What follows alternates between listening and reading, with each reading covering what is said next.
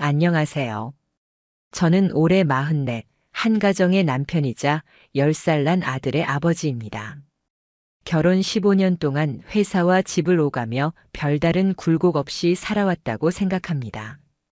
아내와 크게 싸운 적도 없었고 생활은 그저 평범하게 흘러갔습니다. 아침이면 출근 준비로 분주했고 저녁이면 TV 앞에서 하루를 마무리하는 그런 단조로운 일상이 15년 동안 이어졌죠. 그런데 몇 달 전 그 평범한 일상이 단 한 장의 종이로 무너졌습니다. 인사팀에서 건네준 권고사직 안내서. 검은 글씨로 인쇄된 문장들은 차갑게만 느껴졌습니다. 그동안 수고 많으셨습니다. 이 말이 인사냐 아니면 작별이냐. 제 귀에는 이제 당신은 필요 없다로만 들렸습니다. 퇴근길 지하철 유리에 비친 제 얼굴이 낯설었습니다. 눈밑이 퀭하게 꺼져 있었고 표정은 텅 비어 있었습니다. 집으로 가야 하는 발걸음이 무거웠습니다. 아내에게 뭐라고 말해야 할지, 아들에게 어떤 얼굴을 보여줘야 할지 감조차 오지 않았습니다. 집에 돌아오니 아내가 주방에서 저녁을 준비하고 있었습니다. 왔어? 오늘은 좀 늦었네. 평소처럼 건넨 인사말이었지만 저는 목소리가 잘 나오지 않았습니다. 회사 그만두게 됐어. 그 한마디에 아내는 칼을 내려놓고 저를 봤습니다. 뭐라고? 그 이상의 대화는 잠시 없었습니다. 식탁 위 김치찌개에서는 김이 모락모락 피어나고 있었지만 제 입맛은 사라진 지 오래였습니다. 숟가락을 겨우 들었지만 밥 한 술 삼키기가 어려웠습니다. 그날 밤 잠이 오질 않았습니다. 천장을 바라보며 생각했습니다. 앞으로 어떻게 살아야 하지? 대출금은 그대로 남아있고 생활비는 매달 나가야 한다. 아내 월급 하나로는 버틸 수 없다. 당장 내일이라도 무언가를 해야 했다. 며칠 후 인터넷 구인 사이트를 샅샅이 뒤졌습니다. 하지만 40대 중반의 경력자를 뽑는 회사는 거의 없었습니다. 면접을 봐도 결과는 뻔했습니다. 추후 연락드리겠습니다. 그 추후가 영원히 오지 않을 거라는 걸 잘 알고 있었죠. 그러던 중 문득 예전에 한 친구가 벌었던 아르바이트가 떠올랐습니다. 오토바이 음식 배달. 몸은 힘들어도 돈은 제법 된다던 그의 말이 귓가에 맴돌았습니다. 머릿속에서 재빨리 계산이 돌아갔습니다. 지금 당장 할 수 있고 최소한 생활비는 벌 수 있는 일. 집 구석에 세워둔 먼지 쌓인 오토바이가 떠올랐습니다. 며칠째 세워둔 탓에 타이어에 먼지가 두껍게 끼어 있었고 시트 위엔 묵은 때가 앉아 있었습니다. 정비소에 맡겨 엔진 오일을 갈고 브레이크 패드를 교체하고 타이어를 새로 끼웠습니다. 시동을 걸자 부릉하는 소리와 함께 묘한 떨림이 몸으로 전해졌습니다. 마치 죽어있던 제 삶이 다시 깨어나는 듯 했습니다. 그날 저녁 아내에게 조심스럽게 말을 꺼냈습니다. 당분간 배달 알바 좀 해보려 해. 몸이 좀 힘들어도 그냥 손 놓고 있는 건 아니잖아. 아내는 놀란 표정이었습니다. 배달? 오토바이 타고? 그 나이에 위험하지 않아? 요즘 사고도 많다는데. 저는 단호하게 고개를 저었습니다. 위험해도 가만히 있는 것보다 낫지. 집 대출도 있고 내 월급만으로는 부족하잖아. 아내는 한숨을 쉬고는 고개를 끄덕였습니다. 그 표정엔 염려와 체념이 섞여 있었습니다. 그렇게 낮에는 구직 활동, 밤에는 배달 알바를 뛰는 생활이 시작됐습니다. 비 오는 날도 눈 오는 날도 헬멧과 장갑을 끼고 골목골목을 누볐습니다. 밤늦은 시간 골목 가로등 불빛이 젖은 아스팔트에 반사되어 번쩍일 때면 이상하게도 그래도 내가 뭔가 하고 있다는 이상한 자부심이 들었습니다. 배달을 하다 보면 참 다양한 사람들을 만납니다. 술에 절어 횡설수설하는 손님, 문 앞에서 싸우던 커플, 집이지만 아무리 배를 눌러도 나오지 않는 사람. 힘은 들어도 집에 돌아와 벌어온 돈을 세어보는 순간은 숨통이 트였습니다. 그렇듯 하루하루를 버티던 어느 날이었습니다. 하늘이 잔뜩 흐린 날씨, 저녁 무렵부터 가느다란 비가 내리기 시작했습니다. 주문은 유난히도 꼬였습니다. 배달지를 변경하는 전화가 계속 오고 오토바이는 젖은 도로 위에서 미묘하게 미끄러졌습니다. 휴대폰 배터리는 5% 남짓. 이제 그만 집에 갈까라는 생각이 머릿속에 맴돌 때쯤 마지막 주문이 들어왔습니다. 주소를 보는 순간 눈썹이 살짝 움직였습니다. 모텔. 물론 이런 주문은 처음이 아니었습니다. 밤 늦게 야식이 땡기는 연인들이 치킨이나 떡볶이를 시키는 경우가 많으니까요. 그날도 대수롭지 않게 생각하고 길을 나섰습니다. 마지막이니 빨리 다녀오자. 모텔 앞에 도착하니 간판 불빛이 비에 번져 흔들리고 있었습니다. 주문 확인을 위해 호출 버튼을 누르려는 순간 안쪽에서 철컥하는 소리와 함께 문이 열렸습니다. 그리고 그 문으로 누군가 나왔습니다. 트레이닝복 차림에 화장기 없는 얼굴. 하지만 그 눈빛, 그 목소리는 잊을 수 없었습니다. 여기에요. 순간 모든 공기가 멈춘 듯 했습니다. 헷갈릴 수가 없었습니다. 그건 제 아내였습니다. 아내는 봉투를 급히 받아들었고 그 손끝은 자잘하게 떨리고 있었습니다. 그리고 아무 말 없이 안으로 들어가 버렸습니다. 문은 찰칵 소리를 남기고 닫혔습니다. 그 소리가 제 가슴속 깊은 곳을 파고들었습니다. 설마 아니겠지. 그날 아침 진하게 뿌리고 간 향수, 작은 가방, 오늘 회사 회식이라 늦는다던 말. 머릿속에서 하나하나가 퍼즐처럼 맞춰졌습니다. 주머니 속 휴대폰이 진동했습니다. 다음 주문 알림이었지만 그 알림을 받을 수 없었습니다. 그냥 시동을 걸고 무작정 달렸습니다. 빗방울 속 어두운 도로를 몇 시간을 달렸는지 모릅니다. 머릿속에는 모텔 간판과 아내의 얼굴만이 번갈아 떠올랐습니다. 그날 저는 집에 돌아가지 않았습니다. 그리고 마음속에 단 하나의 결심이 피어올랐습니다. 이건 절대 우연이 아니다. 반드시 확인한다.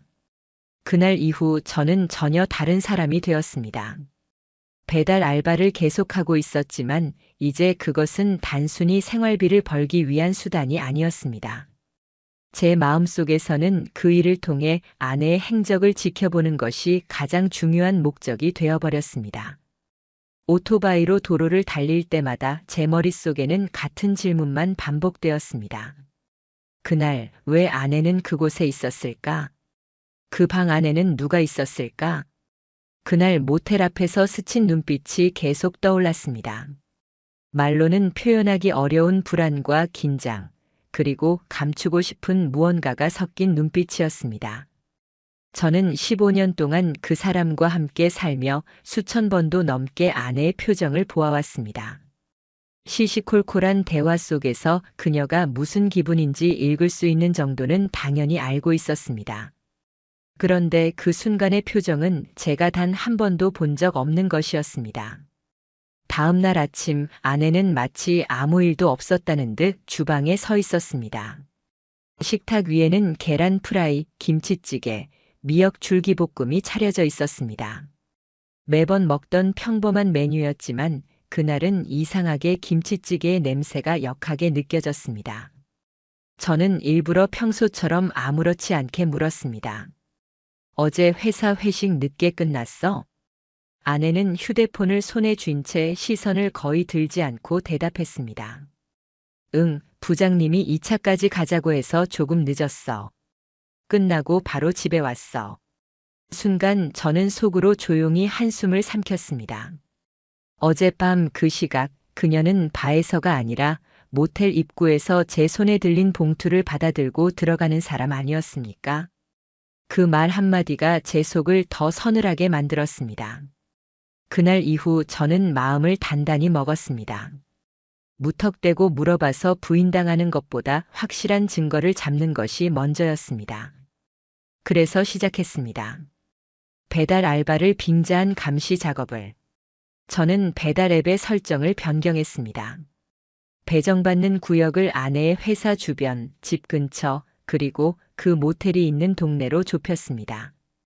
괜히 멀리 돌아다니며 체력을 소모하느니 아내가 있을 가능성이 있는 생활권 안에서만 움직이는 것이 효율적이었습니다. 밤에는 일부러 늦게까지 일을 하며 혹시라도 기회가 올지 기다렸습니다. 그리고 그 기회는 생각보다 빨리 찾아왔습니다. 그로부터 이틀 뒤 배달 앱에 새로운 주문이 떴습니다. 배달 주소는 다른 동이었지만 건물명과 위치를 보고 알아챘습니다. 그날 본 그 모텔이었습니다. 심지어 주문 요청 사항에는 이렇게 적혀 있었습니다. 초인종 누르지 말고 문 앞에 놓아주세요. 전화도 하지 말아주세요. 제 심장이 두근두근 뛰기 시작했습니다. 더욱 이상했던 건 주문자 정보였습니다. 아이디는 처음 보는 이름이었지만 결제 카드 뒷자리가 아내의 것과 같았습니다. 오토바이를 달려 모텔 앞에 도착했을 때 이번엔 문이 곧바로 열리지 않았습니다. 복도는 고요했고 아무 인기척도 없었습니다. 음식을 문 앞에 내려놓고 잠시 멀찍이 떨어져 기다렸습니다. 1분쯤 지났을까요? 복도의 CCTV가 닿지 않는 사각지대에서 누군가 고개를 숙인 채 나타났습니다. 후드 티셔츠 모자를 깊게 눌러 쓴 그 사람은 빠르게 음식을 챙겨 다시 사라졌습니다. 하지만 저는 그 짧은 순간에도 알아볼 수 있었습니다. 운동화, 그리고 걸음걸이. 아내만이 가진 익숙한 발걸음이었습니다. 그날 밤 집으로 돌아온 저는 아내에게 아무 말도 하지 않았습니다. 대신 그녀가 잠든 후 조심스럽게 휴대폰을 챙겨 들었습니다. 다행히 비밀번호는 바뀌지 않은 상태였고 저는 손쉽게 잠금 해제를 할 수 있었습니다. 메시지 앱은 이미 깨끗하게 비워져 있었습니다. 그런데 배달 앱만큼은 삭제하지 않은 상태였습니다. 최근 주문 내역을 열어보자 저는 한동안 숨이 막혀 아무 말도 할 수 없었습니다. 그 안에는 그 모텔로 배달된 최소 5건 이상의 기록이 남아 있었고 모두 밤 9시에서 10시 사이에 주문된 것들이었습니다. 게다가 음식 구성은 거의 항상 2인분. 요청 사항은 한결같았습니다. 초인종 누르지 말고 문 앞에 놓고 가주세요. 전화도 자제 부탁드립니다. 이쯤 되면 우연이라고는 생각할 수 없었습니다. 마지막으로 확신을 주는 것은 아내가 깜빡 잊고 그대로 둔 숙박 포인트 적립 앱이었습니다. 그 앱은 제휴된 모텔에 방문하면 자동으로 포인트가 누적되는 방식이었죠. 아내는 평소에 이 기능을 켜두고 다녔고 덕분에 저는 귀중한 기록 하나를 얻게 되었습니다. 휴대폰 속 적립 내역에는 그 모텔의 이름이 여러 번 나열되어 있었습니다. 날짜와 시간이 너무나 규칙적이었고 주로 평일 저녁 늦은 시각에 집중되어 있었습니다. 심지어 같은 날짜에 2번 적립된 기록까지 있었죠. 이건 단순한 잠시 들름이 아니라 의도적이고 계획적인 만남이었습니다. 결과적으로 제 의심은 확신이 되었습니다. 아내는 단발적인 잘못이 아니라 반복되는 약속을 그 남자와 이 모텔에서 이어가고 있었습니다. 저는 헛웃음이 나올 정도로 씁쓸했습니다. 그러나 감정이 폭발하기 전 제 안에서 더 큰 의지가 피어올랐습니다. 이제는 증거를 더 모아야 한다는 결심이었습니다. 그리고 저는 조용히 다짐했습니다. 이 싸움은 감정이 아니라 냉정함으로 이길 것이라고. 아내가 반복적으로 그 모텔을 이용한다는 확신이 생긴 뒤에도 저는 바로 따지지 않았습니다. 속으로는 심장이 미친 듯이 뛰고 머릿속에서는 수백 가지 감정이 터져 나오고 있었지만 겉으로는 아무렇지 않은 척했습니다. 괜히 감정을 폭발시켜서 그들이 증거를 지우는 시간을 벌어주고 싶지 않았습니다. 저는 스스로에게 단호하게 말했습니다. 이 싸움은 감정으로는 못 이긴다. 확실한 증거를 모아야 한다. 그날부터 제 머릿속은 완전히 다른 방식으로 움직이기 시작했습니다. 아내의 일거수일투족을 떠올리며 어떤 순간에 어떤 행동을 했는지 작은 단서라도 놓치지 않으려고 했습니다. 출근과 퇴근 시간, 주말의 외출, 전화통화 습관, 심지어 향수를 뿌리는 정도까지 하나하나 다 기록하기 시작했습니다. 그리고 그와 동시에 저는 증거 확보 계획을 세웠습니다. 어떤 증거가 법적으로 효력이 있는지, 어디서 어떻게 모을지를 순서대로 구체화했습니다. 첫 번째 목표는 배달앱 주문 내역이었습니다. 아내의 휴대폰에서 접속해 스크린샷을 찍는 것만으로도 확인은 가능했지만 그것만으로는 법정에서 공식 기록으로 인정받기 어려울 수 있었습니다. 그래서 저는 고객센터에 메일을 보냈습니다. 이 기록은 부부 공동 생활비로 결제된 내역이며 현재 법적 분쟁 준비를 위해 확인이 필요합니다. 처음에는 개인정보라는 이유로 거절당했습니다. 저는 한 발 더 나아가 변호사 상담 예정인 상황이며 해당 자료를 법정 제출 목적으로만 쓸 것이라는 점을 강조했습니다. 며칠 뒤 제한적인 범위에서 출력된 주문 내역을 제공받을 수 있었습니다. 그 종이에는 제가 이미 알고 있던 날짜 외에도 총 7건의 동일 모텔 주소 배달 내역이 있었습니다. 사용자명은 가명이었지만 결제 카드의 마지막 4자리가 아내의 것과 정확히 일치했습니다. 메뉴 구성은 대부분 2인분, 요청 사항은 모두 초인종 누르지 말 것과 문 앞에 두고 갈 것이었습니다. 저는 그 종이를 들고 한참 동안 말없이 바라보다가 가슴속에서 뭔가 울컥 치밀어 오르는 걸 꾹 눌렀습니다. 두 번째 목표는 숙박 포인트 적립 내역이었습니다. 아내는 평소에도 숙박 앱을 종종 사용했고 자동 적립 기능을 켜둔 상태였습니다. 이건 저에게 거의 선물 같은 단서였습니다.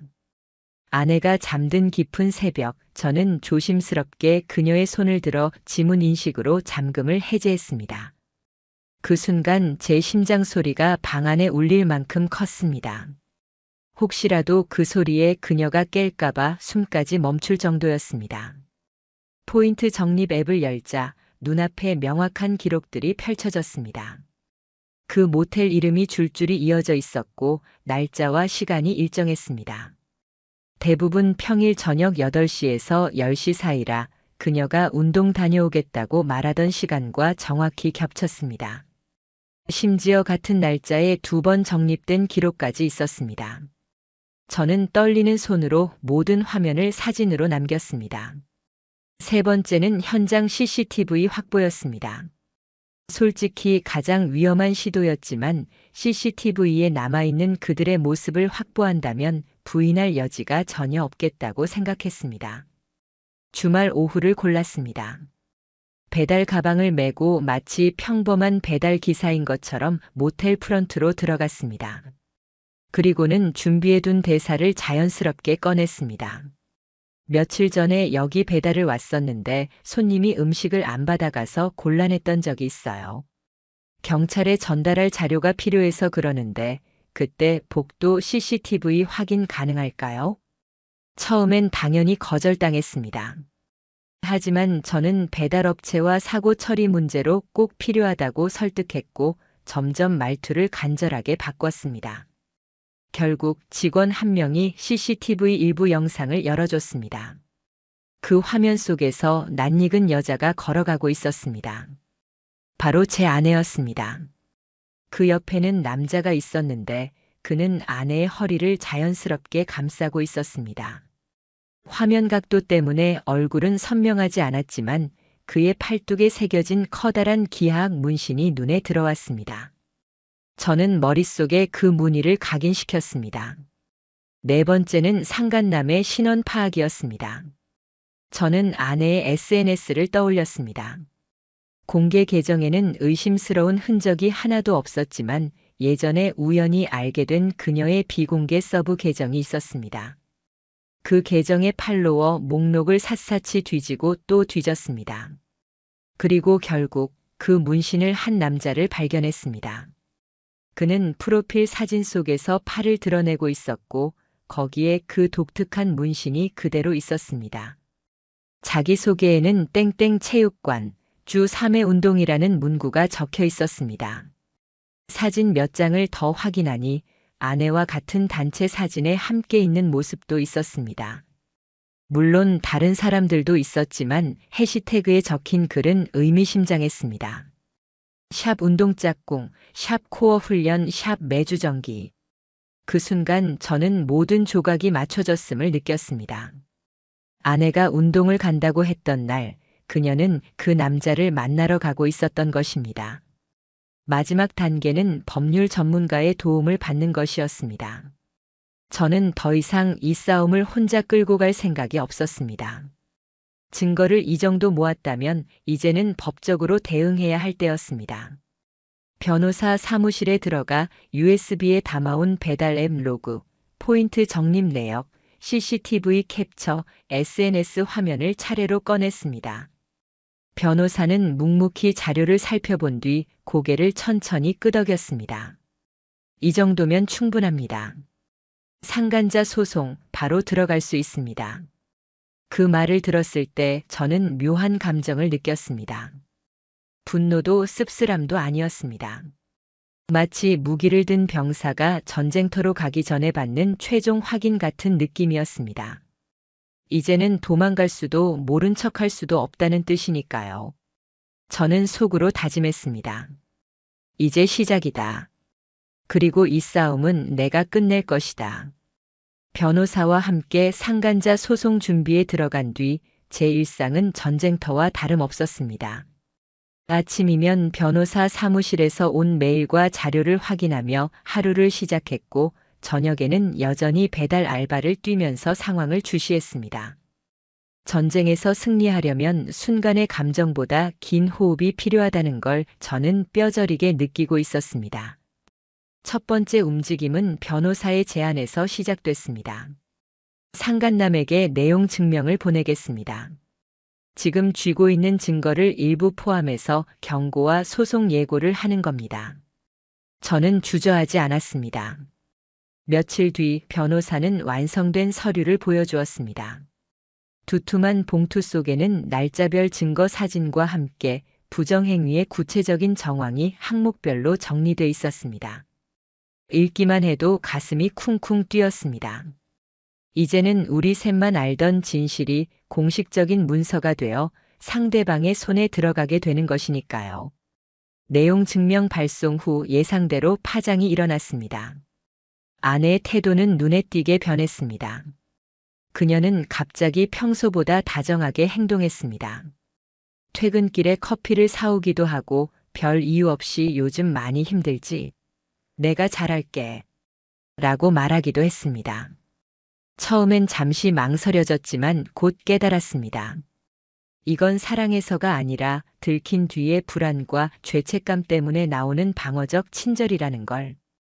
그 미묘한 웃음 뒤에 숨은 긴장과 두려움을 저는 알아차릴 수 있었습니다. 이 시점에서 아내는 자신의 휴대폰을 바꿨습니다.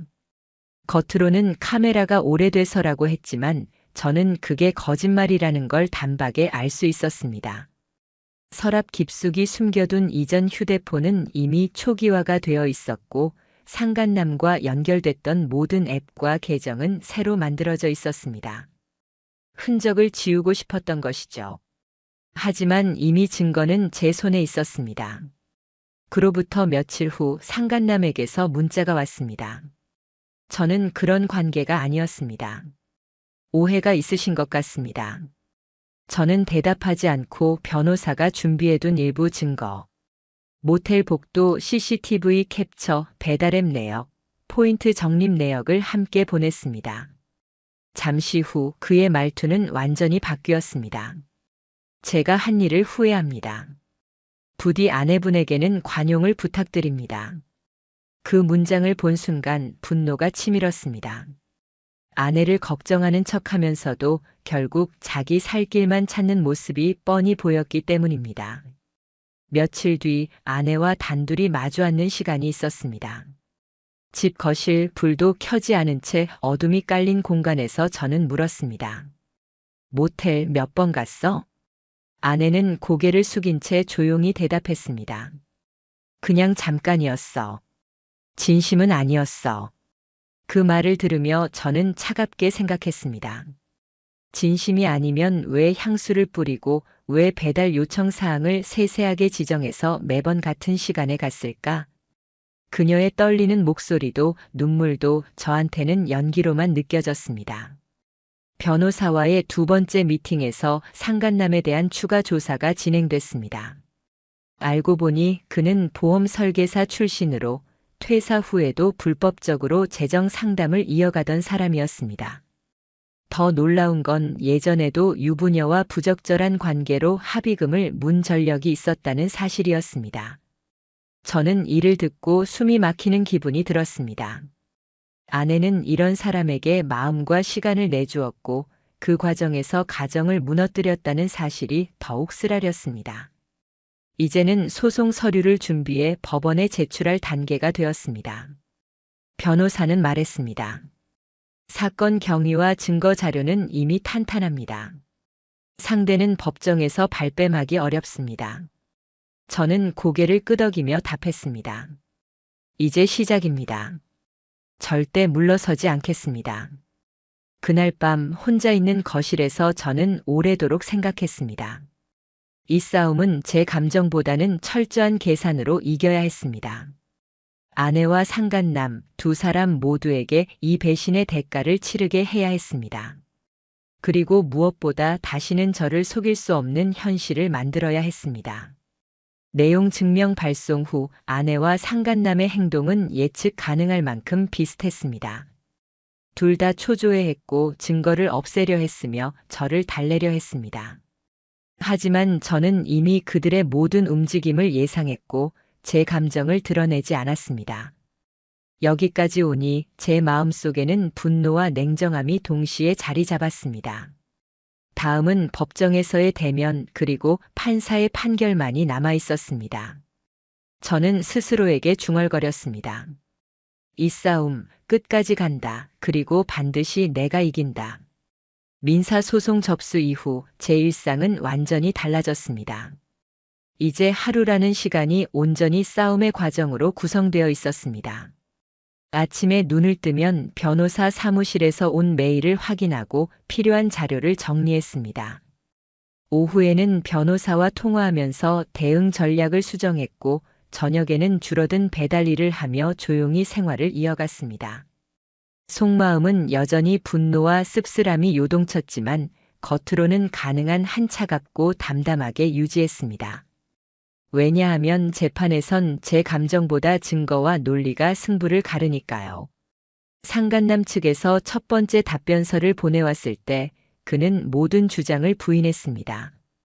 저는 원고의 아내가 기혼자인 줄 몰랐으며 부적절한 관계가 아니었습니다. 원고의 손해배상 청구는 과도합니다. 김 변호사는 조용히 웃으며 말했습니다. 무의미한 버티기입니다.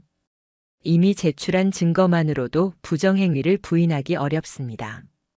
우리는 배달앱 상세 주문 내역, 숙박 앱 포인트 적립 내역, 모텔 복도, CCTV, SNS 캡처, 그리고 아내의 휴대폰 일정 메모 사진까지 제출했습니다.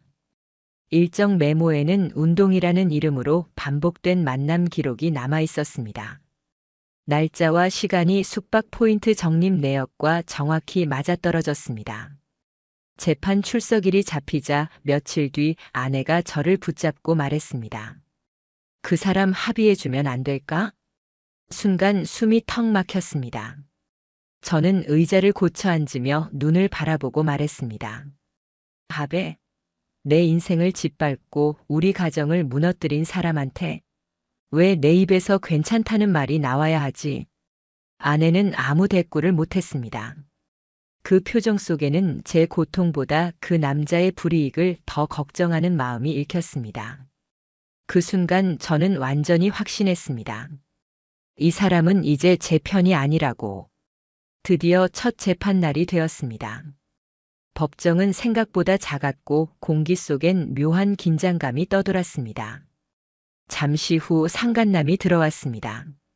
그는 단정한 정장을 입고 억지로 침착한 표정을 지으려 애쓰고 있었습니다. 증인석에 선 그는 말했습니다. 저는 그녀가 결혼한 사람인지 몰랐습니다. 단순히 운동을 같이 하는 지인일 뿐이었습니다.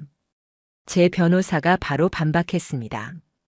그렇다면 왜 모텔에서만 반복적으로 만났고 왜 배달 요청 사항을 초인종을 누르지 말고 조용히 놓고 가라고 매번 지정했습니까? 이 질문에 그는 눈을 깜빡이며 잠시 말을 잇지 못했습니다. 재판장은 제출된 증거를 하나씩 확인했습니다. 배달앱 내역, 포인트 적립 내역, CCTV, 그리고 SNS 캡처까지. 잠시 후 재판장이 고개를 들고 말했습니다. 피고의 행위는 통상적인 교제 범위를 넘어 부정행위가 인정됩니다. 아내 역시 증인석에 섰습니다. 그녀는 처음엔 일시적인 실수였다. 기혼임을 숨긴 적은 없다고 진술했습니다. 그러나 모든 증거가 그녀의 말을 깨뜨렸습니다. 결국 중반부가 넘어가자 그녀는 더 이상 부인하지 않았습니다. 그 모습을 보면서도 저는 분노 대신 묘한 이질감을 느꼈습니다. 마치 전혀 모르는 사람을 보고 있는 듯한 낯설미였습니다. 내 옆에 있던 배우자가 아니라 그냥 법정의 선 한 증인 같은 존재로 느껴졌습니다. 그리고 몇 주 뒤 판결문이 내려왔습니다. 상간남에게 위자료 2천만 원 지급 명령. 아내와의 이혼 소송에서는 재산 분할 비율을 제 쪽에 유리하게 인정한다는 결정이었습니다. 판결문을 받아든 그 순간 저는 눈물이 날 줄 알았습니다. 하지만 그렇지 않았습니다. 대신 깊고 긴 숨이 새어나왔습니다. 길게 이어진 싸움의 한 고리가 마침내 끊어진 것이었습니다. 판결 소식이 알려진 뒤 아내 쪽 친정에서는 연락이 완전히 끊겼습니다. 공통 지인 몇몇은 조심스럽게 연락을 주며 제 편을 들어줬지만 그 어떤 말도 진정한 위로가 돼주진 못했습니다. 왜냐하면 제가 믿었던 시간만큼 상처가 깊었으니까요. 상간남은 분할 납부로 위자료를 갚기 시작했습니다. 그런데 재판 과정에서 밝혀진 불법 재정 컨설팅 건이 세무당국에 적발되며 그의 사업은 순식간에 무너졌습니다. 직업도 명예도 잃어버린 그는 몇 달 뒤 문자 한 통을 보내왔습니다. 그 문자는 이렇게 적혀 있었습니다. 결국 제가 잘못했습니다. 하지만 이렇게까지 될 줄은 몰랐습니다. 이번에는 전처럼 화가 나지 않았습니다. 그저 모든 게 끝났다는 사실만이 머릿속을 채웠습니다. 그래서 저는 짧게 답장했습니다. 이건 제가 한 게 아니라 당신이 만든 결과입니다. 그 한 줄이 이 긴 싸움에 대한 제 마지막 발언이었습니다. 아내는 이혼 절차를 밟는 동안에도 가끔은 저를 설득하려 했습니다. 그래도 우리가 함께한 시간은 의미 있었잖아요. 하지만 저는 단호하게 말했습니다. 그 시간의 가치는 당신이 팔아버렸어. 스스로 선택한 결과를 받아들여. 그날 이후로 그녀는 더 이상 제 앞에서 과거를 끄집어내지 않았습니다. 저는 판결문을 책상 서랍에 넣었습니다. 그 안에는 단순한 재판 결과가 아니라 제가 끝까지 버텨온 시간과 의지가 담겨 있었습니다. 패배감을 주던 순간들도 많았지만 결국 진실이 법정에서 인정받았다는 사실 하나만큼은 저를 지켜주는 힘이 되었습니다. 판결이 내려진 이후 제 손에는 법원의 판결문과 변호사가 정리해준 소송 결과 보고서가 남았습니다.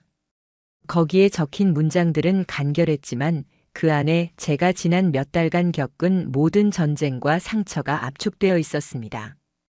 아내와의 이혼 절차는 생각보다 빠르게 진행됐습니다. 판결문에서 이미 재산 분할 비율이 제 쪽에 유리하게 정해졌기 때문에 협상이라고 할 것도 없었습니다. 서류상 절차만 밟으면 되는 상황이었죠. 아내는 처음에는 조용히 그러나 시간이 갈수록 감정적인 접근을 시도했습니다. 정말 이렇게 끝낼 거야? 우리 아들은 그래도 같이 한 세월이 얼마나 긴데. 저는 그 말을 들을 때마다 더는 흔들리지 않았습니다. 그 세월의 가치는 스스로 버렸습니다. 그리고 아들에게 떳떳한 건 거짓을 참는 아버지가 아니라 진실을 지킨 아버지입니다.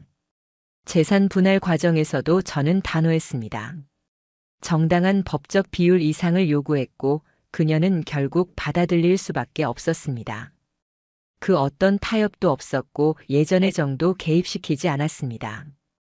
이건 감정이 아니라 책임에 대한 문제였으니까요. 마지막으로 도장 찍는 날, 그녀는 법원 앞 복도에서 조용히 울었습니다. 이제 난 어떻게 살아야 해? 저는 답했습니다. 그건 이제 내 일이 아니야. 선택은 당신이 했고 그 결과도 당신의 몫이야. 그녀는 한참을 가만히 서 있다가 고개를 숙이고 돌아섰습니다. 그날 집에 돌아오자마자 저는 창문을 활짝 열었습니다. 그녀가 떠난 뒤에도 거실에는 묘하게 무거운 공기가 남아 있었거든요. 마치 모든 것을 털어냈는데도 가슴 한편이 답답한 느낌이었습니다. 한참 동안 찬 바람을 맞으며 그 묵직함이 서서히 빠져나가길 기다렸습니다. 상간남의 삶은 판결 이후부터 급격히 무너졌습니다. 위자료 2천만 원을 분할 납부하기 시작했지만 이미 그에게 남은 재산이 많지 않았습니다. 재판 과정에서 드러난 불법 재정 컨설팅 건으로 세무당국의 조사가 이어졌고 결과적으로 사업은 폐업 수순을 밟았습니다. 몇 달 뒤 상간남이 문자 한 통을 보냈습니다. 모든 걸 잃었습니다. 이렇게까지 될 줄은 몰랐습니다. 짧은 문장이었지만 그 안에는 억울함과 후회, 그리고 두려움이 뒤섞여 있었습니다. 저는 잠시 고민하다가 답장을 보냈습니다. 당신이 만든 결과입니다. 저는 진실을 드러냈을 뿐입니다. 그게 전부였습니다. 아내 역시 판결 이후 생활 반경이 크게 달라졌습니다. 그녀가 다니던 체육관은 상간남의 과거 전력이 주변에 알려지면서 불편한 시선을 견디지 못하고 스스로 그만뒀다고 들었습니다. SNS 계정 역시 폐쇄했고 공통 지인과의 연락도 끊겼습니다. 저는 일부러 그녀의 소식을 깊이 파고들지 않았습니다. 어차피 알아야 할 이유도 알아서 저에게 좋을 것도 없었으니까요. 이혼 후 저는 작고 조용한 원룸으로 이사했습니다. 넓진 않았지만 불필요한 것들이 모두 사라진 공간은 의외로 편안했습니다. 밤이 되면 베란다 문을 열고 바람을 맞으며 커피를 마셨습니다. 그동안의 피로와 긴장이 서서히 풀리면서 비로소 깊게 숨을 쉴 수 있었습니다. 밤하늘을 바라보면서 이제는 나만을 위해 산다는 다짐을 반복했습니다. 예전엔 밤 10시쯤이면 아내가 어디에 있는지, 누구와 있는지에 대해 마음속에 의심이 가득 차 있었지만 이제는 그런 생각 없이 책을 읽다 잠드는 것이 얼마나 큰 자유인지 새삼 느꼈습니다. 하지만 아무리 시간이 지나도 가끔은 예전 사진들이 불쑥 눈앞에 나타났습니다. 핸드폰 앨범을 정리하다 보면 웃으며 찍었던 사진 속에 우리가 있었습니다. 한때 행복했던 순간이었지만 그 이면에 감춰져 있었던 거짓과 배신을 떠올리면 손끝이 차가워졌습니다. 그래도 그 사진들을 바로 지우진 않았습니다. 이제는 미련이나 감정보다는 그 시간도 내 인생의 한 부분이었다는 기록처럼 다가왔기 때문입니다. 시간이 조금 더 흐른 뒤 저는 다시 일을 시작했습니다. 정규직 자리는 아니었지만 사람들과 함께 웃으며 일할 수 있는 직장이었습니다. 출근할 때마다 내가 버텼기 때문에 다시 이렇게 웃을 수 있다는 생각이 들었습니다. 오토바이 헬멧을 썼던 시간보다 사무실 책상 앞에서 동료와 대화하는 시간이 많아진 것도 좋았습니다. 밤이 되어도 휴대폰을 수시로 들여다보지 않아도 되고 누군가의 거짓말을 의심하며 가슴 졸일 필요가 없다는 것만으로도 충분했습니다. 이혼 과정과 그 이후의 삶은 제 인생에서 가장 큰 상처이자 동시에 가장 큰 전환점이었습니다. 아내와 상간남은 각자의 선택의 대가를 치르며 살고 있습니다. 그리고 저는 제 선택이 옳았음을 매일 확인하며 살아갑니다. 결국 저는 깨달았습니다. 누군가의 거짓말 속에서 눈 감고 살아가는 것보다 아픈 진실을 받아들이고 그 뒤를 살아내는 것이 훨씬 값지다는 것을. 이제 제 하루는 고요하지만 단단합니다. 다시는 과거로 돌아가지 않을 것이고 다시는 제 눈과 귀를 속이는 사람 곁에 서지 않을 것입니다. 판결이 내려지고 이혼 서류의 잉크가 마른 지도 어느덧 몇 달이 흘렀습니다. 법적 절차라는 거대한 전쟁터에서 물러나자 처음엔 이상한 공허함이 밀려왔습니다. 그동안은 눈앞의 목표가 분명했기 때문에 버텼지만 이제는 마음속에서 모든 소리가 사라진 듯 고요했습니다. 하지만 그 고요함은 점점 편안함으로 변해갔습니다. 아침에 눈을 뜨면 해야 할 건 단순했습니다. 내 하루를 나를 위해 쓰는 것. 누군가의 거짓말을 의심하며 휴대폰을 들여다보는 대신 따뜻한 커피를 내려 창밖으로 들어오는 햇빛을 바라봤습니다. 작은 원룸이었지만 저는 그 공간에 제 취향과 시간을 채워 넣었습니다.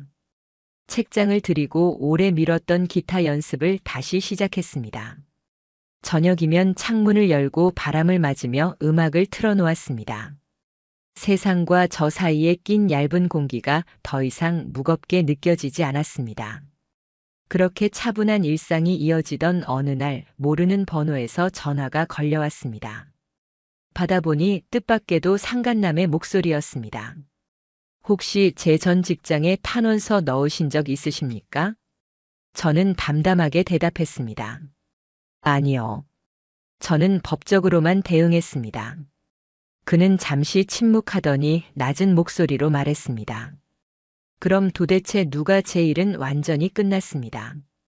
그 짧은 대화로도 상황을 짐작할 수 있었습니다. 그는 회사를 스스로 그만둔 게 아니라 내부 민원과 불법 행위 문제로 쫓겨난 것이었습니다. 불법 재정 컨설팅과 유부녀와의 부적절한 관계 소문이 돌며 더 이상 회사에서도 감싸줄 수 없었던 겁니다. 며칠 뒤 또 다른 소식이 들려왔습니다. 아내가 다니던 체육관에서 사실상 쫓겨났다는 이야기였습니다. 상간남의 전력이 운동 커뮤니티 안팎에 퍼지자 그와 얽힌 여자라는 이유만으로도 불편한 시선 속에서 버티지 못했던 겁니다. 결국 스스로 회원 자격을 포기하고 SNS 계정까지 모두 없앴다고 했습니다. 공통 지인들과의 연락도 완전히 끊겼다고 합니다. 저는 그 소식을 들으며 속으로 아무 말도 하지 않았습니다. 이미 제가 직접 손댈 이유도 필요도 없었습니다. 그들은 스스로 무너지고 있었으니까요. 그게 제가 바랐던 방식이기도 했습니다. 복수란 반드시 소리를 내며 피를 흘리며 해야 하는 것만이 전부가 아니라는 걸 저는 배웠습니다. 저는 처음부터 끝까지 모든 걸 기록했고 필요한 순간에 법적으로만 움직였습니다. 그리고 그 이후는 세상과 사람들의 시선이 알아서 처리해 주었습니다. 그게 가장 오래가고 확실한 복수였습니다. 밤에 혼자 베란다에 서서 바람을 맞으며 커피를 마실 때 문득 지난 시간을 돌아봅니다. 처음 오토바이를 몰고 나섰던 날, 그리고 그 모텔 앞에서 마주친 아내의 눈빛. 그 모든 장면이 여전히 선명하지만 예전처럼 가슴을 짓누르진 않습니다. 이제는 그저 내 인생을 바꾼 날로만 기억됩니다. 가끔은 아내와 함께했던 행복했던 사진들이 핸드폰에서 불쑥 나타납니다. 예전 같으면 가슴이 철렁하며 서둘러 지웠겠지만 지금은 그냥 한번 보고 화면을 넘깁니다. 그 시간마저도 결국 제 삶의 일부였기 때문입니다. 그리고 그 장면들을 덮어버리는 새로운 현재가 있으니까요. 사람들은 말합니다. 정말 대단하다. 그렇게 버티고 끝까지 해내다니. 하지만 저는 압니다. 그건 용기가 아니라 더는 물러설 곳이 없었기 때문에 발버둥친 결과라는 걸. 지금은 밤이 깊어도 마음이 조용합니다. 어디선가 들려오는 오토바이 소리에도 네온사인 불빛에도 동요하지 않습니다. 누군가의 초인종을 몰래 누르지 말아달라는 요청에 신경 쓸 일도 없습니다. 대신 제 안에서 울리는 건 단 하나입니다. 이젠 나만을 위해 산다. 그 문장이야말로 이 모든 싸움을 끝까지 마무리 짓게 만든 제 결론이자 앞으로의 다짐입니다. 저는 이제 더 이상 과거를 붙잡지 않습니다. 그 대신 오늘의 평온함과 내일의 가능성을 붙잡습니다. 그게 제가 승리했다는 가장 확실한 증거입니다.